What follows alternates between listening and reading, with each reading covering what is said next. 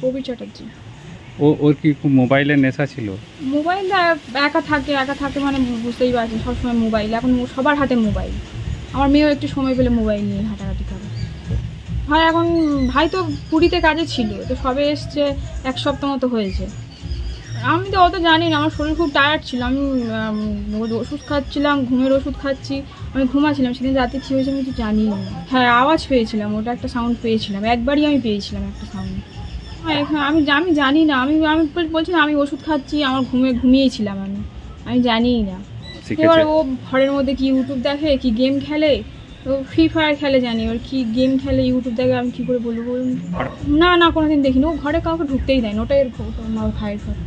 ওর ঘরে ও থাকতো, আমি আমার ঘরে থাকতাম। ও ঢুকতেই দেয় না কাউকে ঘরে, কারোর সাথে মিশেও না, কথাও বলে না। আমি তোর সাথে কথাই বলি না। আপনার নাম? আমার নাম ঝর্ণা চ্যাটার্জি।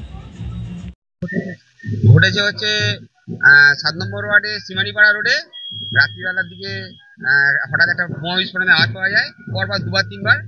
এই সময় হচ্ছে আমাকে এলাকার লোকেরা খবর দেয় যে খুব জোরে জোরে মানে বিয়ানাকরণের বিস্ফোরণ হচ্ছে।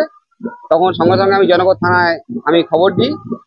থানাও খুব প্রায় আমার খবর দেওয়ার সঙ্গে সঙ্গেই আমাদের ওয়ার্ডে চলে আসে এবং ঘটনাস্থলে পৌঁছায়।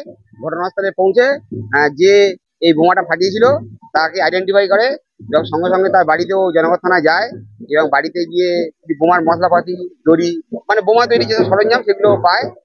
আমি পুলিশকে বলেছি যথাযথভাবে তদন্ত করে যেন এই ঘটনা যেন না ঘটে। ছেলেটার নাম হচ্ছে প্রবীর চ্যাটার্জি।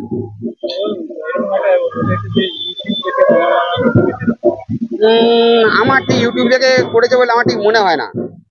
কারণ এটা বর্ডার এরিয়া, মন্দিরবাজার থানা এলাকায় অনেক দুষ্কৃতী তারা হচ্ছে এইসব কাণ্ড কারখানা ঘটিয়ে থাকে। আমার মনে হয় পুলিশ যদি যথাযথভাবে তদন্ত করে তাহলে ভবিষ্যতে এই ধরনের কাজ তাদের বন্ধ হবে। আমি চিন্ময় দে, জনগণ মজুরি পৌরসভার কাউন্সিলর।